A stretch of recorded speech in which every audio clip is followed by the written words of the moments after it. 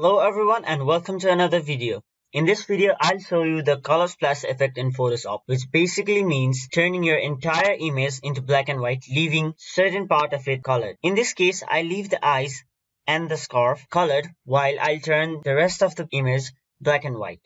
And I'm going to show you the technique that you would use as a professional. But it's very straightforward and I'll walk you through step by step. So go ahead and open your image for the first time. So first things first, with your image open, you will see a lock icon over here. That means just the layer that is your image is locked. You could either double click or just click on the lock icon to make your image editable. So that's the first step. Unlock your background image, which is just the image you open in Photoshop. Next, I want to select the area that I want to leave colored. So in case of the eyes, I want to leave them as they are, and in case of the scarf, I leave them blue. So I need to make sure I nicely select these eyes and the scarf. To do that, I'm gonna come up to here to the quick selection tool and left click on it, then click quick selection tool. The keyboard shortcut for it is W. You can either click on W or go here, left click and select it. As you can see, the white circle in front of the eyes is my brush size. And if you are not satisfied with the brush size,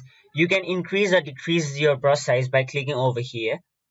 In this case, I want to decrease my brush size by a little. I think 30 is okay. After selecting your brush size, you can zoom onto your image and just click and make your selection. You have to try to make your selection as good as possible. If you did a mistake and selected more than you wanted, like I did over here, then you can press Alt and a little minus will appear, then you can deselect it. So clicking and dragging selects, and Alt clicking and dragging deselects it. So after doing in that eye, I'm moving forward to this eye and repeating the same process. Click, drag, and there again I have a mistake, so I'll click Alt and deselect. That seems to be okay.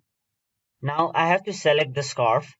So again, click and drag.